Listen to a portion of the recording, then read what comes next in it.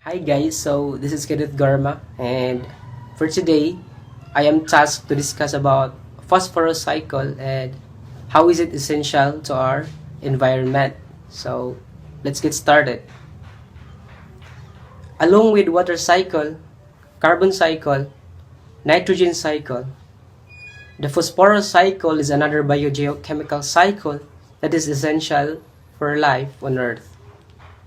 So what is biogeochemical cycle? It is a pathway by which a chemical substance moves through biotic and abiotic compartments on Earth. The phosphorus cycle is a biogeochemical cycle that describes the movement of phosphorus through the lithosphere, hydrosphere, and a biosphere. The atmosphere doesn't play a significant role in phosphorus because phosphorus compounds are solid during the typical range of temperature and pressure that is found on Earth. Phosphorus cycle is a slow process that involves 4 key steps. First is the weathering.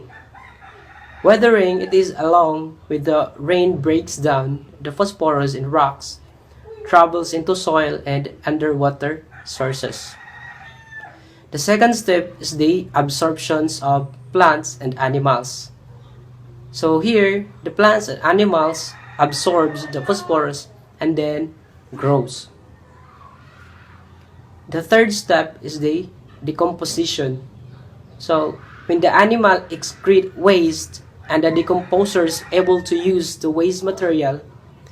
Furthermore, when the plants and animals die, the bacteria converts the organic or inorganic phosphorus in the process called mineralization. The last step is the sediments. So here, some phosphorus buried in sediments which over time terms interact and the cycles continues. So let's take a look at for the illustrations of phosphorus cycle. So to have more understanding about phosphorus cycle, in this case, the rocks and soil start out the phosphorus cycle. So this is the only one who start the cycle. After that, when it rains, phosphates are removed from the rocks and are spread out through the both soils and water. And then, the plants use up phosphate ions from the soil.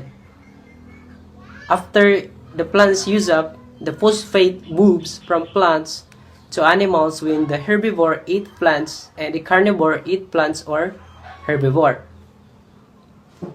Animals release the phosphate into the ground. So, it is then decomposed by the bacteria and fungi. As the rocks are forming, they will either join with phosphate or the other phosphate will go to the roots of plants and start out the cycle over again. So since we are talking about phosphorus cycle, so let's actually discuss the phosphorus. So here, phosphorus is essential for plants and animals' growth as well as the microbes inhabiting in soil. It is also important for productions of DNA and RNA. And also, phosphorus is an element number 15 in the modern periodic table. It differs from the biological cycles because it does not include the gas phase. Human can alter the phosphorus cycles by the cutting of tropical rainforest and through the use of agricultural fertilizers. And then, agricultural runoff provides much of the phosphate found in waterways. At one time, the use of laundry detergent distributed to significant concentrations of phosphate in rivers, lakes, and streams, but most detergent are no longer includes phosphorus as an ingredient. Phosphorus is one of the most limiting elements in the ecological system. And then also, phosphorus is involved in energy transfer and in the passage of genetic informations in the DNA, as what I've said earlier. Because of phosphorus is highly reactive, it exists in combined to form other element. Like calcium, phosphorus is important to vertebrates in the human body. So 80% of phosphorus is found in teeth and bones. So that's how is it. Thank you.